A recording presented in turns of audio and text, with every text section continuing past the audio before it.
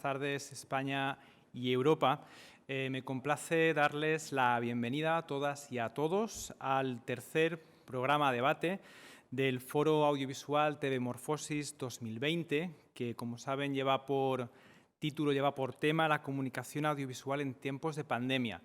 Valencia acoge por sexta vez la celebración de este foro, junto con las 13 jornadas con TD, comunicación, contenidos digitales para la televisión digital. El título de esta mesa, el título de este programa, es el papel de la divulgación científica y cultural en el epicentro de la crisis vírica. Para abordar este tema, para abordar esta cuestión, contamos con la presencia de algunos de los expertos más relevantes en este campo. Básicamente, la ciencia y la divulgación científicas han sido protagonistas en los últimos meses de la actualidad informativa y siguen siéndolo y previsiblemente seguirán siéndolo en los próximos meses. Ante esta situación emergen preguntas y han emergido preguntas de alcance para el conjunto de la sociedad. ¿Está garantizada una comunicación respetuosa con la veracidad científica? Los organismos sanitarios internacionales y estatales han comunicado con independencia la información relativa al COVID-19. Como les avanzaba, nos acompañan una serie de expertos que nos ayudarán a responder estas preguntas, a plantear nuevas preguntas y posibles soluciones. Ahora les invito a que conozcamos con un poco más de detalle sus trayectorias profesionales y académicas.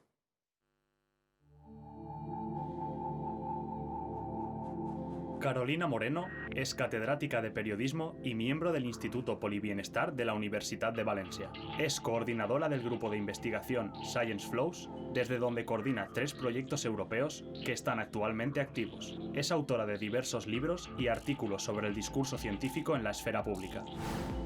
Gabriel Torres Espinoza es director del Canal 44 y Radio UDG de la Universidad de Guadalajara, presidente de la Asociación de Televisiones Educativas y Culturales Iberoamericanas, ATI, coordinador y fundador de TV Morfosis y el Noticiero Científico y Cultural Iberoamericano, NCC. También es presidente de la Asociación Jalisciense de Industrias Creativas, AJIC. Sus publicaciones versan sobre gobiernos locales, medios de comunicación, transparencia y rendición de cuentas y formas de gobierno. Patricia Corredor es profesora de la Universidad Rey Juan Carlos y autora de numerosas publicaciones sobre cultura y comunicación, entre ellas, coautora del informe sobre el estado de la cultura en España. Ha sido directora de contenidos de la edición digital de la revista Anuncios y redactora jefe de Interactiva, revista de comunicación digital.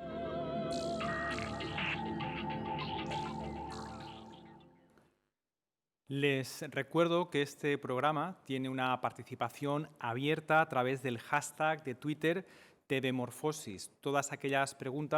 Entre todas aquellas preguntas que sean planteadas a lo largo del programa, se hará una breve selección que nuestros expertos contestarán al final de la misma. Sin más preámbulos, cedo la palabra a la profesora de la Universidad de Valencia, Carolina Moreno. Buenas tardes, espero que se oiga bien la intervención. Perfecto, muchas gracias. Muchísimas gracias por la invitación. Muchísimas gracias también por celebrar esta pequeña sesión que me parece que tiene mucho gran valor por el tiempo en el que estamos y bueno, muy agradecida a todos los organizadores porque se haya podido realizar la jornada de TV Morfosis a pesar de la situación en la que estamos. Y voy a entrar ya de lleno un poco explicando cuáles son las intervenciones que hemos estado haciendo y los focos que hemos visto que durante la pandemia podían ser, llamativos.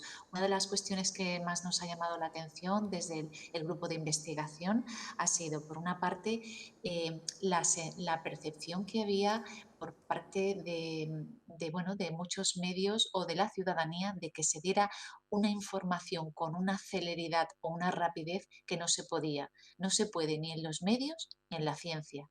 La ciencia no puede dar respuestas en 24 horas a muchos problemas y había una demanda de información un tanto excesiva y esa demanda de información se ha ocupado precisamente con desinformación, como no había en muchos momentos información que emitir más que lo que se sabía en un determinado momento, entonces se ha ocupado esa falta previsible de información que había por los acontecimientos que estaban ocurriendo, se ha rellenado esos huecos con muchísima desinformación. Y eso es lo que me gustaría que abordáramos y que profundizáramos a lo largo de la sesión. Muchas gracias, Carolina Moreno, por esta primera intervención y le cedo la palabra al maestro Gabriel Torres del Canal 44 de la Universidad de Guadalajara en México. Buenas tardes. Un hecho irrefutable, además, que la batalla científica en contra de cualquier pandemia no solo debe ganarse hoy en los laboratorios con la investigación o la creación de un medicamento curativo o paliativo, o bien mediante el hallazgo de una vacuna, sino que también esta batalla en los países la debemos dar y ganar en los medios masivos de comunicación, con la divulgación del conocimiento científico relacionado con esta pandemia, que este año ha cobrado miles de vidas alrededor del mundo iberoamericano y específicamente en Latinoamérica, al hacer todos un trabajo de amplio dominio público de la información concerniente a protocolos de prevención, gestión y control de esta enfermedad. Y esto evidencia la importancia que tiene hoy una sociedad democrática, en una sociedad democrática, la divulgación del conocimiento científico y también el rol que juega dentro de esta divulgación el periodista científico como divulgador de la ciencia. Incluso podría decirse que la comunicación social de la ciencia trata de robustecer y de afianzar un derecho humano que por lo menos en Iberoamérica pareciera que es de reciente creación derivado de los prodigiosos avances de la ciencia y de la tecnología. No obstante, se trata de un derecho que encuentra su primer antecedente en la Declaración Universal de los Derechos Humanos de 1948, que en su artículo 27, numeral 1, lo acoge como que toda persona tiene derecho a tomar parte libremente en la vida cultural de la comunidad, a gozar de las artes y a participar en el progreso científico y en los beneficios que de él resulten. Y por supuesto, la divulgación de la ciencia implica la idea de ser partícipe de los beneficios del conocimiento científico. Con esta primera intervención quisiera introducir este tema para dejarlo para un debate entre todos los participantes. Muchas gracias, Gabriel Torres, por esta primera intervención, por esta primera aportación. En tercer lugar, tengo el placer de presentarles a Patricia Corredor de la Universidad Rey Juan Carlos de Madrid, que nos acompaña aquí en directo en esta aula magna de la nau de la Universidad de Valencia. Patricia, cuando quieras. Gracias. Muchas gracias, Germán. Yo también quería comenzar dando las gracias a Telemorfosis por este encuentro. En mi opinión, el impacto de la COVID yo creo que nos ha permitido constatar que la cultura es mucho más que entretenimiento. Desde luego no es solo entretenimiento, es un resorte esencial de participación democrática y de solidaridad. Creo que hemos podido comprobar el importante papel que ha jugado la cultura en dibujar ese escenario de valores compartidos que sin duda asoma ya en el horizonte de la recuperación de esta pandemia. En definitiva, solidaridad, valores compartidos, participación como principios irrenunciables para poder superar una crisis que por su magnitud obviamente no vamos a poder enfrentar cada uno de nosotros de manera individual, sino como una colectividad, todos juntos, en sociedad. Un segundo aspecto que yo creo que hemos podido comprobar como consecuencia del impacto de la COVID-19 es algo que ya sabíamos, que la cultura es vulnerable, es tremendamente vulnerable a las crisis económicas y ahora hemos descubierto que también a las crisis sanitarias. Sobre las huellas de una crisis financiera de 2008 que golpeó con especial dureza al mundo de la cultura, la COVID-19 yo creo que ha venido a ahondar todavía más en la herida, ha puesto sobre la mesa un debate urgente que es la sostenibilidad de la propia cultura de un sector que es esencial para nuestra democracia y que está reclamando medidas urgentes, políticas públicas que hagan, en definitiva, sostenible la cultura. Un tercer aspecto que yo creo que nos ha permitido constatar esta pandemia COVID-19 es que en tiempos de incertidumbre la cultura es algo con lo que siempre podemos contar. Cuando aquí en España, el día 14 de marzo, el Gobierno declaró el estado de alarma y el confinamiento en nuestros hogares, yo creo que todos los ciudadanos asistimos con enorme perplejidad al cierre de todos los espacios públicos, todos los espacios colectivos. También, por supuesto, las salas de cine, las salas de exposiciones, los teatros. Ese momento de estupor yo creo que dio paso inmediatamente a un auténtico estallido de manifestaciones culturales que se abrieron paso, sobre todo por Internet, a través de las redes sociales, en un catálogo absolutamente interminable de iniciativas que además se han podido ver en el mundo entero. Aquí en España los grandes museos abrieron sus pinacotecas y los ciudadanos hemos podido contemplar los cuadros de manera virtual. También los grandes medios de comunicación o las grandes editoriales han facilitado el acceso virtual a sus catálogos. A nivel, por ejemplo, de música, hemos podido asistir a festivales deliciosos como, por ejemplo, Cuarentena Fest, un festival que nos estaba ofreciendo durante 4 horas diarias, durante el mes de marzo, música indie en directo.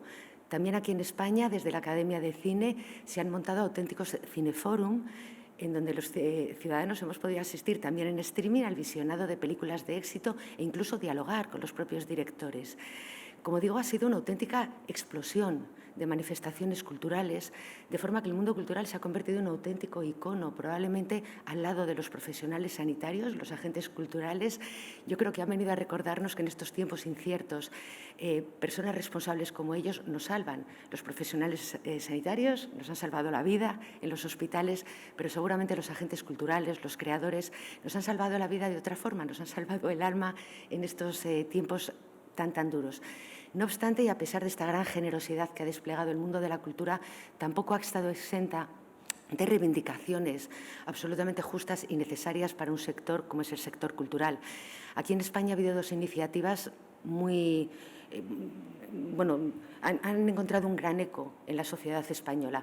Me estoy refiriendo a la Alerta Roja, una iniciativa abanderada por 90 asociaciones de espectáculos culturales y, por otra parte, a la iniciativa del apagón cultural promovido por la Unión de Actores. Era su manera de reivindicar, de llamar la atención, de pedirle al Gobierno, tanto al Gobierno central como a los gobiernos autonómicos o a la Administración local, medidas urgentes para un sector que comienza a desangrarse. Nosotros, en el trabajo de investigación que hemos presentado en este congreso, en el 7º Congreso Internacional de la Asociación Española de Investigación de la Comunicación, una parte esencial de este trabajo de investigación ha sido precisamente consultar a los agentes culturales acerca de las medidas que han implementado los poderes públicos y, en su opinión, cuáles deberían ser los caminos para la recuperación. No me extiendo ahora en el estudio, simplemente apunto 2 conclusiones que me parecen relevantes. La primera de ellas es los agentes culturales, en ese sondeo amplio que hacemos entre un centenar de personalidades de la cultura.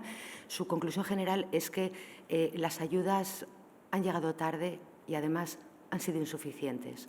De cara a la recuperación, plantean los agentes culturales una serie de medidas inequívocas como bajar el IVA cultural, o mejor dicho, devolver el IVA cultural a los productos culturales, hacer el desarrollo de la famosa ley de mecenazgo que se frustró durante la legislatura del Partido Popular a pesar de las numerosas promesas. Entre otras medidas, se apunta también a políticas de igualdad de género, un sector en donde precisamente la crisis se ceba especialmente con las mujeres. Se exige también a las administraciones públicas mayores inversiones en cultura. Se está pidiendo también impuestos y medidas especiales a las grandes plataformas digitales que están impidiendo el desarrollo de nuestras empresas locales. Se están pidiendo medidas de apoyo específicas para las pymes, pequeñas y medianas empresas, que aquí en España componen básicamente lo que es el tejido empresarial y son grandes canteras de innovación. Probablemente estas medidas, junto con el apoyo al consumo cultural, resumen muy bien la batería de medidas que nos trasladaban los agentes culturales como una buena base para comenzar la recuperación. Muchas gracias. Muchas gracias, Patricia, por esta primera intervención. Y a mí me gustaría, de cara a fomentar el diálogo y un poco el intercambio de ideas en este programa debate, una cuestión que comentaba justamente Patricia Corredor en su intervención acerca de pues, esta idea de los valores compartidos, que en un sentido general pues, se vincula a la cultura, pero también a la ciencia, conectando con lo que comentaba el maestro Torres en su intervención. Me gustaría, y esta sería un poco la primera cuestión, vincular esta idea o esta cuestión con algo que comentaba la profesora Carolina Moreno en su intervención, es decir, ¿qué papel ha tenido en ese sentido, desde el punto de vista de la desinformación, de esta idea, ¿no? de esta idea universal de la cultura y de la ciencia como valores aspiracionales, esta velocidad a la que han tenido que trabajar los medios de comunicación? No sé quién de los tres quiere tomar la palabra, pero bueno. No sé si Carolina Moreno. Sí, bueno, a ver, yo creo que por retomar un poco todo lo que ya se ha hablado y para no repetir, precisamente creo que respondieron antes, las iniciativas ciudadanas han sido mucho más rápidas en todos los países, han sido las iniciativas ciudadanas mucho más rápidas que en realidad la información que se esperaba de carácter oficial. Me refiero que cada país fue trabajando como pudo con los datos que tenía y con las carencias que tenía en cada momento. Y además, también muchas veces las medidas aplicadas en un sitio no son válidas para otro. Los países tienen sus propias identidades culturales y muchas veces las medidas que hay que aplicar en un determinado momento pues son completamente distintas según el país. Por tanto, con respecto a toda la desinformación que se ha movido y a la falta, porque yo no creo que haya habido por parte de las instituciones falta de información, han estado informando de los datos que disponían, pero como por ejemplo ahora, ¿no? Es como que el debate sobre la vacuna tiene que salir ya. Bueno, pues es que la ciencia y la investigación científica lleva un proceso y entonces pues no se pueden acelerar, tienen que pasar determinados controles. Entonces se genera mucho ruido y se habla mucho y ese ruido propicia que vaya mucha información que es ruidosa y que no proporciona bienestar, sino más bien ansiedad.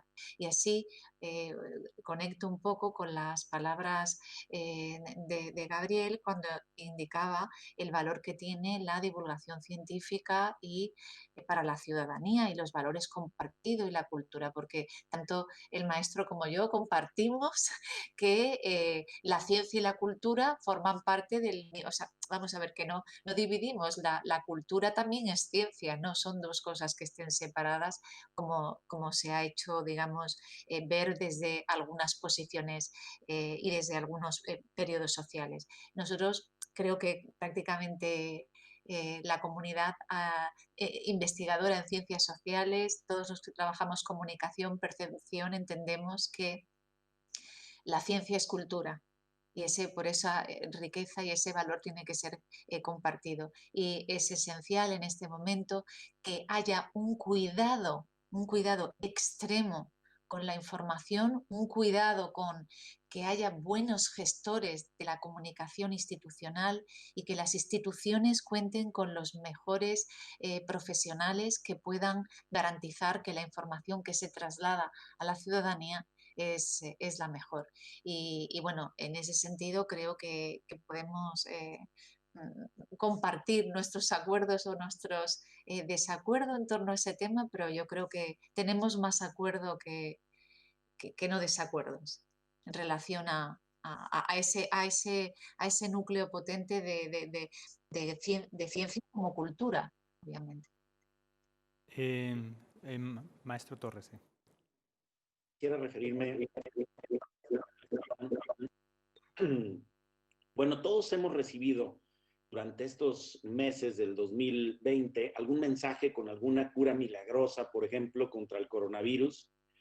Y los hemos recibido a pesar de que los médicos especialistas de todo el mundo, liderados por la Organización Mundial de la Salud y los ministerios de salud de cada país, aseguran que de momento no hay tratamiento ni vacuna contra esta enfermedad. Vamos, el presidente de los Estados Unidos llegó a sugerir a la población inyectarse desinfectante para prevenir o curar el COVID-19. Y el resultado fue catastrófico. Más de 100 envenenados en Estados Unidos por seguir la idea del primer mandatario de la nación. Este fenómeno de la desinformación pues, ha puesto en riesgo efectivamente muchas vidas y ha cobrado muchas vidas a lo largo del mundo, ya que hay personas con síntomas de estar enfermos por el coronavirus que prueban remedios no comprobados con la esperanza de curarse a sí mismos. El miedo es desde luego el caldo de cultivo ideal para esta desinformación alentada por rumores y falsas esperanzas. Sin embargo, la información veraz, la fiable, puede darnos una visión de la realidad en la que pueden nacer esperanzas ciertas.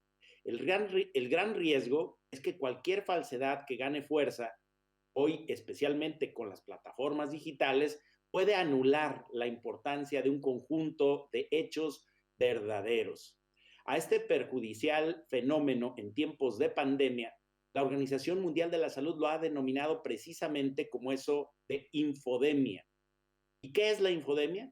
Bueno, según lo que ha declarado la propia Organización Mundial de la Salud, el brote del COVID-19 y la respuesta correspondiente que han estado acompañados de una infodemia, es decir, dicen ellos, de una cantidad excesiva de información, en algunos casos correcta y en algunos otros casos incorrecta. Bueno, pues esto dificulta que las personas encuentren fuentes confiables y orientación fidedigna en cuanto a la información que verdaderamente necesitan. El término infodemia se refiere, por tanto, a un gran aumento del volumen de información relacionada con un tema en particular que puede volverse exponencial en un periodo corto de tiempo debido a un incidente concreto, como lo es actualmente la pandemia por COVID-19. En esta situación aparecen en escena la desinformación, los rumores, junto con la manipulación intencional o no intencional de la información y con dudosos objetivos. Precisamente en la era de la información y la comunicación, este fenómeno se amplifica mediante las redes sociales, propagándose más lejos y más rápido que el propio virus. Esta infodemia incide en la desinformación en razón de que suscita una enorme cantidad de información falsa o incorrecta con el propósito deliberado de engañar. Y esto se vuelve un obstáculo para la Organización Mundial de la Salud, para los ministerios de salud en los países y para las políticas públicas que buscan acotar, que buscan atajar los efectos nocivos que está teniendo el contagio viral exacerbado y descontrolado, esto que se conoce ahora en Europa como la segunda ola y que en América Latina todavía ni siquiera termina la primera. En el contexto actual de la pandemia, puede afectar en gran medida a todos los aspectos de la vida la infodemia, en particular la salud mental, habida cuenta de que las búsquedas en Internet de información actualizada sobre el COVID-19 se han disparado del 50 al 70% prácticamente en todas las generaciones de usuarios. Además, la Organización Mundial de la Salud sostiene que la infodemia puede afectar negativamente la salud humana. Muchas historias falsas o engañosas se inventan y se difunden sin comprobar su veracidad ni calidad, también, por ejemplo, a través de los servicios de mensajería que llegan a cobrar más credibilidad que las recomendaciones de médicos especialistas, epidemiólogos o de infectólogos. Gran parte de esta desinformación se basa en teorías de la conspiración y parte de ella introduce algunos de los elementos de ese discurso predominante. Ha estado circulando información inexacta y falsa sobre todos los aspectos de la enfermedad, como el origen del virus, la causa, el tratamiento y el mecanismo de propagación. Esta infodemia incluso puede difundirse y asimilarse muy rápidamente, dando lugar a cambios de comportamiento social que pueden llevar a que las personas tomen mayor riesgo o asuman comportamientos violentos como ha ocurrido en algunas partes de Europa e incluso en algunos estados de la Unión Americana. Todo esto hace que la pandemia sea mucho más grave, perjudique a más personas y ponga en riesgo el alcance y la sostenibilidad del sistema de salud mundial, de los sistemas de los países, de las regiones y de los estados en los países federalistas. Bueno, ¿y por qué la infodemia puede empeorar una pandemia? Y con esto termino. Primero, porque dificulta que las personas, los encargados de tomar las decisiones y el personal de salud encuentren fuentes confiables y orientación fidedigna cuando las necesitan. Entre las fuentes figuran las aplicaciones para teléfonos móviles, las organizaciones científicas, los sitios web, los blogs y las personas influyentes, los influencers dirían, entre otros. También porque las personas pueden sufrir ansiedad, depresión, agobio, agotamiento emocional, sentirse incapaces de satisfacer necesidades importantes ante esta saturación de malas noticias o de noticias no confirmadas o de rumores o de teorías de la conspiración. También porque puede afectar los procesos decisorios cuando se esperan respuestas inmediatas, pero no se asigna el tiempo suficiente para analizar a fondo todos los datos científicos. También afecta porque no hay ningún control de calidad de lo que se publica y a veces tampoco lo hay en la información que se utiliza para adoptar medidas y tomar decisiones en el ámbito de lo público. Cualquier persona hoy puede escribir o publicar algo en Internet, un podcast, un artículo, y en particular en los canales de las redes sociales, y pueden lograr millones de reproducciones y un alcance impresionante, no necesariamente por tener rigor en lo que se dice sobre un tema que afecta a la salud y que pone en riesgo la vida de las personas. De tal suerte que todo lo anterior evidencia un aforismo clave. Para la cura de la pandemia, pues es la ciencia. Para la contención de la infodemia debe ser precisamente la divulgación científica. Muchas gracias, Gabriel Torres. Y Carolina Moreno, tiene la palabra Patricia Corredor. Sí, en el ámbito de la cultura, la cuestión que planteas, Germán, remite directamente al papel que los medios de comunicación tienen o deberían tener en relación con la cultura, tanto los medios públicos como los medios privados. En su relación con la cultura, durante las últimas décadas, lo que hemos ido percibiendo es un trabajo cada vez más alineado por parte de los periodistas especializados en el ámbito de la cultura, un trabajo más alineado con las grandes compañías, con los productos mainstream, con los bestseller o con los fast seller, poniendo de evidencia el cierto abandono en el que están dejando a la diversidad cultural. También en tiempos de COVID-19 parece que todo da un vuelco y en un momento tan especial como este, los medios de comunicación han dado cobertura no solo a las iniciativas de las grandes empresas, de las grandes compañías o de las grandes instituciones culturales. Yo creo que en medio de esa fascinación que nos ha provocado a todos esta gran revolución cultural, los medios de información han sido muy sistemáticos en dar cuenta de algo así como una agenda cultural diaria por Internet. En pleno confinamiento no teníamos más que asomarnos a los diarios de información general para poder conocer las 1001 opciones de programación cultural que teníamos simplemente al alcance de un clic. En ese sentido, yo creo que ojalá esta vuelta hacia una mirada más a la diversidad cultural se pudiera mantener en los medios de comunicación que, repito, tradicionalmente vienen privilegiando pues, los grandes productos culturales en detrimento de los jóvenes creadores, de una cultura indie, etcétera, y que sin duda compone un patrimonio riquísimo en términos de diversidad cultural. Hay sin duda una gran variedad de cuestiones que se han planteado, pero a mí me interesaría proponer una pregunta muy concreta. Existe siempre sobre la mesa la discusión acerca de la financiación que debe recibir la cultura o que debe recibir la ciencia a través de las diferentes instituciones. cabría plantear el debate o la pregunta acerca de la financiación de la divulgación científica y de la divulgación cultural y más teniendo en cuenta en situaciones pues, de crisis o de emergencia comunicativa como la actual. ¿Quién toma la palabra? No sé si... Voy a intervenir yo porque me has puesto como una pregunta que es para mí esencial. Vamos a ver, la divulgación científica ni se valora ni se financia, al menos en el entorno en el que estamos acostumbrados a trabajar. Puedo decir incluso también podría decir en el espacio europeo, no solamente en España, en muchos países europeos, y cuando se han hecho estudios de la cantidad de espacios que hay en las televisiones públicas sobre contenidos científicos o contenidos de divulgación, hay muy pocos. No es un fenómeno solamente de España, sino es un fenómeno más bien de carácter global. Luego hay obviamente sus excepciones y hay algunos canales y hay canales educativos, pero me refiero a los canales habituales que los espectadores ven desde su casa y las televisiones públicas. Hay pocos espacios de divulgación, y si son en la televisión en general en abierto, de canales en abierto, prácticamente eran cero, han estado cero programas, no hay ningunos espacios, pues no son espacios que en principio no son rentables.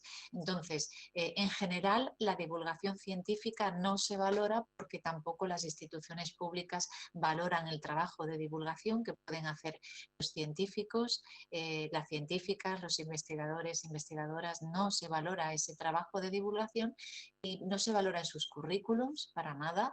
Se supone que deben hacer actividades, charlas, participar y hacer transferencias, pero no se valoran. Y después la financiación, como no se valora, pues tampoco se financia.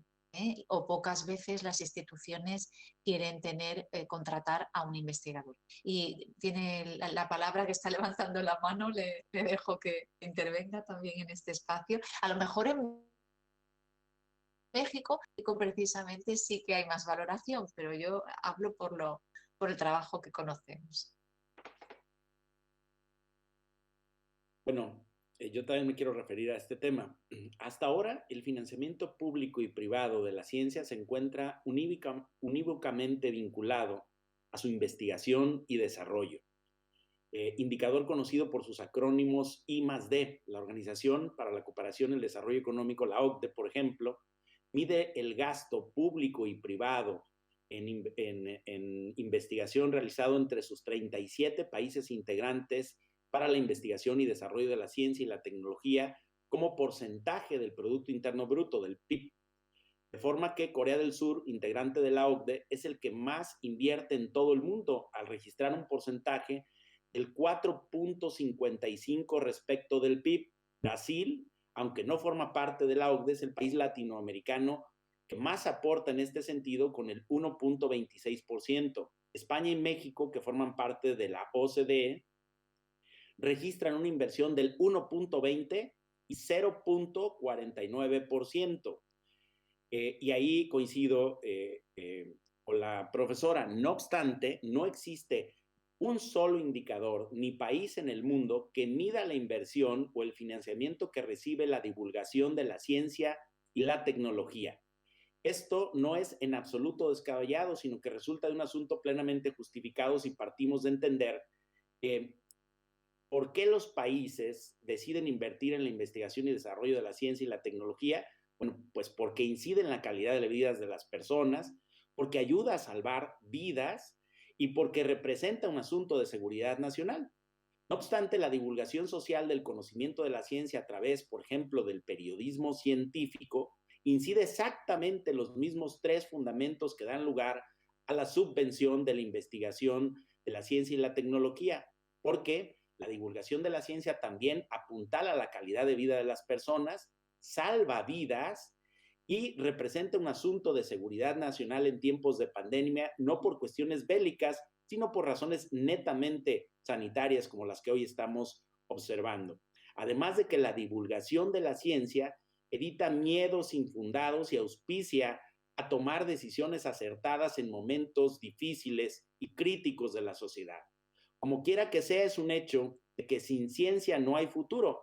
Y ahí destaca también la importancia de contar con un ministerio de ciencia que apuntalaría desde luego la divulgación de la ciencia y que muchos países ni siquiera tienen por ahí contemplado en su estructura de gobierno.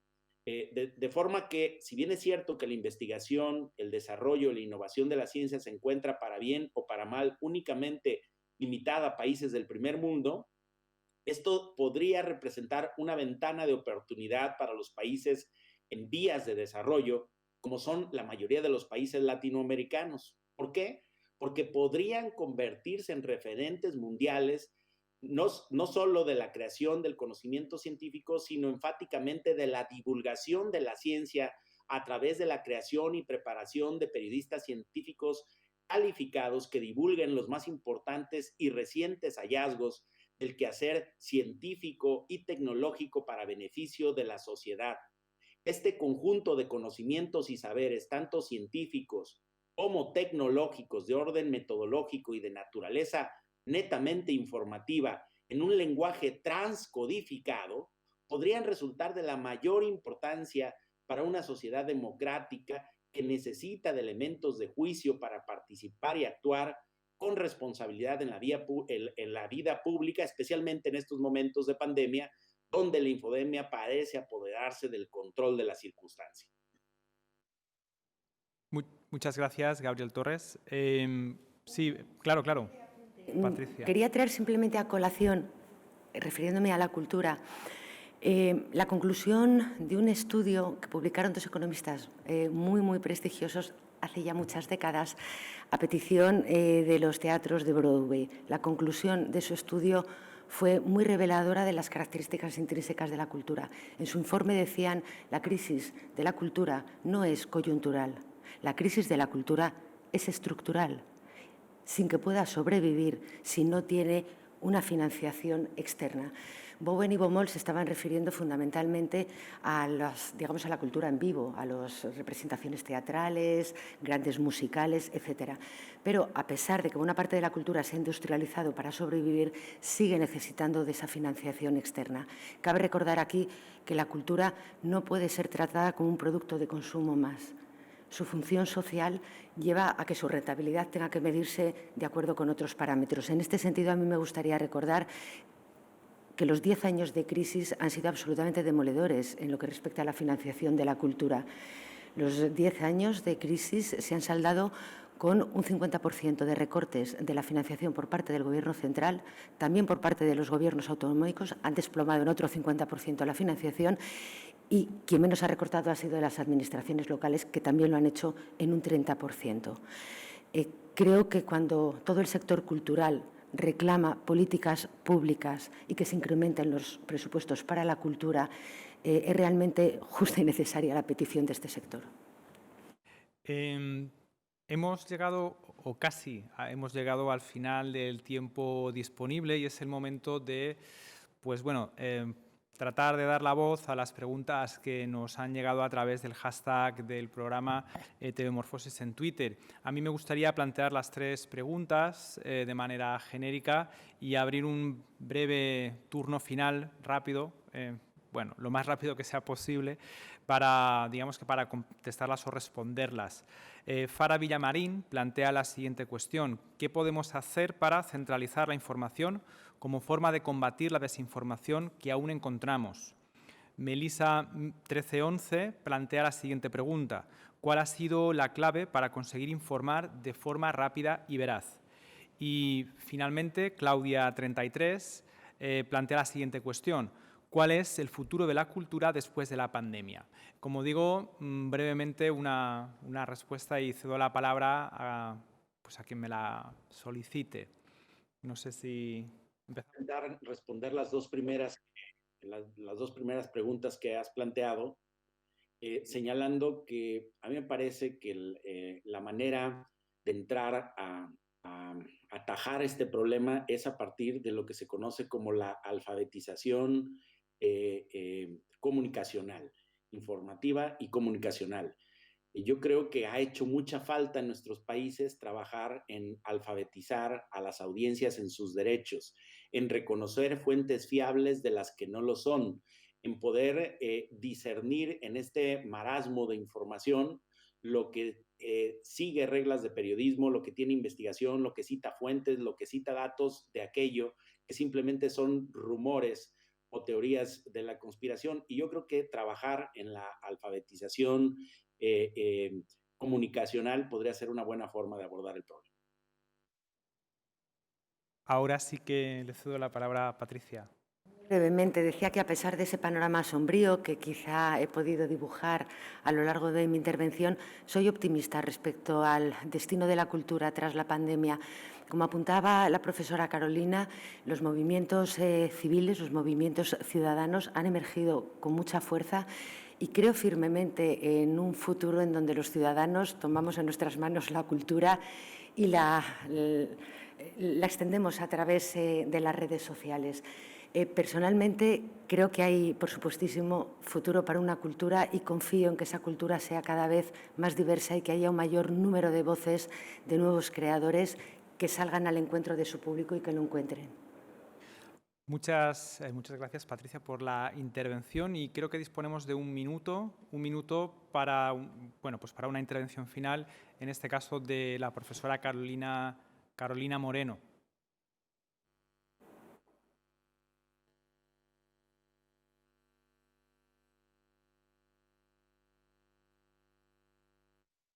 Disculpad, creo que para informar bien, las claves que se deberían seguir para la información, bueno, pues es trabajar obviamente siempre con verificadores de información, tener a personal contratado en los medios o con verificadores que uno considere que son de gran confiabilidad, y trabajar la información de fuentes oficiales, instituciones públicas que puedan ofrecer una información en tiempo real, con datos correctos, veraces, y utilizando sobre todo diferentes maneras de trasladar esos mensajes.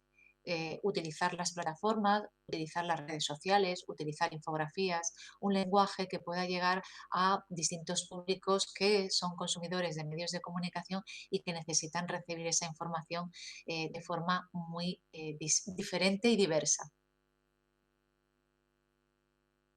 Hemos llegado al final del programa, hemos consumido nuestro tiempo y querría expresar mis más sinceras gracias a Carolina Moreno, Gabriel Torres y Patricia Corredor por las interesantes aproximaciones a la cuestión de la divulgación científica y de la cultura en este epicentro, ¿no?, de la pandemia vírica que se está viviendo a nivel mundial. Las jornadas aún continúan con un nuevo programa, una nueva mesa presentada por la profesora y doctora Lola Bañón, Crisis y modelos de la comunicación pública. No se vayan porque seguimos a continuación. Muchas gracias.